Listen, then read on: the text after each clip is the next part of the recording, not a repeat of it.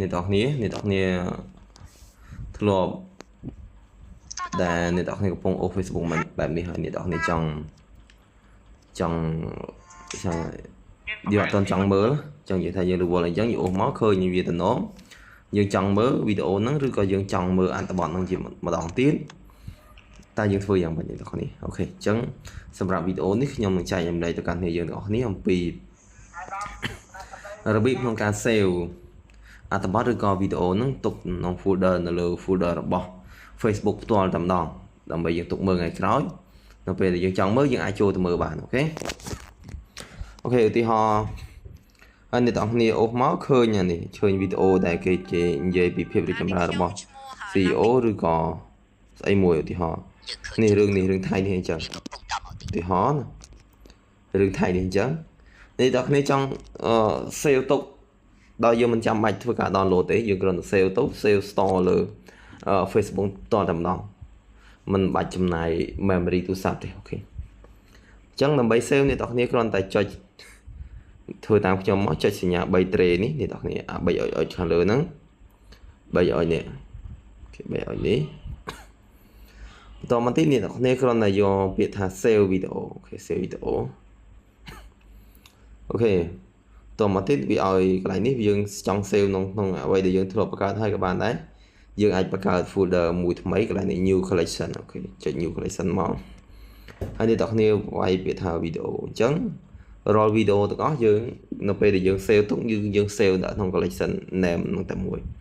ហើយសម្រាប់កន្លែងហ្នឹងអ្នកទាំងគ្នាក៏ដាក់ only me មកវាថាយើង save ទុកមើលសម្រាប់ពីខ្លួនយើងទេអូខេអញ្ចឹងអ្នកទាំងគ្នាចុច create មកអូខេចុច create មកដល់ទៀតអូខេជាស្រ័យវា error តែវាជាប់ហើយអ្នកទាំងគ្នាអូខេអញ្ចឹងខ្ញុំសាក save មួយទៀតកន្លែងណាដែលខ្ញុំចង់ save ទុកមកទឹកមើលឃើញនេះអូខេអធិស្ឋាននេះក្បាច់នេះចុះ4ក្បាច់សាច់ដើមទ្រូងអូខេឲ្យមានដើមទ្រូងអញ្ចឹងខ្ញុំចុច3ត្រីអុចហ្នឹងដដែលខ្ញុំចុច save video ហើយខ្ញុំទៅរើសអាវីដេអូដដែលនេះអូខេចុចទៅប៉ុណ្្នឹងមកហើយអូខេអញ្ចឹងខ្ញុំសូម save មួយទៀត save ពាក្យពណ៌នឹងឯកសារចាត់វិទ្យាឧទាហរណ៍អញ្ចឹងខ្ញុំសូម save នេះមួយទៀត save ផុសនឹងដដែលខ្ញុំ new collection មួយខ្ញុំដាក់ថាអូខេ document អូខេ document កន្លែងហ្នឹងអ្នកទាំងគ្នាអាច save ជាអក្សរខ្មែរក៏បានដែរខ្ញុំដាក់ថាឯកសារហើយយើងដាក់ only me ដដែលមកចុច create កន្លែងនេះចុច create ទៀតមកអូខេចុច create ទៀតវា load តែ collection name already អូខេអញ្ចឹងវាបាន save រួចហើយអ្នកទាំងគ្នាអូខេអញ្ចឹងអត់បញ្ហាទេយើងអាច save ស្អីផ្សេងទៀតដែលអ្នកទាំងគ្នាគិតចង់ save ឧទាហរណ៍កន្លែងអត្ថបទនេះអត្ថបទដែលយើងចង់ save នេះទៀតកន្លែងនេះកន្លែងទាក់ទងការបរៀនកូននេះយើងចង់ save យើងចុចលើ drama column នេះមកហើយយើងទៅរកអត្ថបទហ្នឹងអូខេអត្ថបទហ្នឹងដល់ណាទេអ្នកគ្នាអូខេនេះហើយយើងចុច save វាមកចុច save ផុសហ្នឹងមក save យកកន្លែងឯកសារអូខេអញ្ចឹងតែប៉ុណ្ណឹងយើងអាចចូលទៅមើលបាទហើយបើសិនមកអ្នកទាំងនេះបែកមកវិញឧទាហរណ៍ 3-4 ខែហើយអ្នកទាំងនេះចង់ចូលទៅមើលឯកសារហ្នឹងបើថាយើងរវល់ប្រហែលរយៈពេល1ខែ2ខែយើងបានមើលយើងចូលទៅមើលមកអ្នកទាំងនេះក៏ចូលមកអ្នកទាំងនេះចូលមកសញ្ញា profile របស់អ្នកទាំងនេះអូខេចុចលើ profile មកអ្នកទាំងនេះនឹងឃើញកន្លែងនេះចុចលើ profile របស់អ្នកទាំងនេះមកអធិស្ឋានចុចអត់ឃើញទេគេយើងចុចលើ profile ខាងនេះអ្នកទាំងនេះបានវាឃើញកន្លែងរបស់យើងនេះអ្នកទាំងនេះឃើញកន្លែងនេះកន្លែងគេដាក់ save យើងចុចលើកន្លែង save មកអូខេអ្នកទាំងនេះនឹងឃើញហើយនេះចុច CR អូខេ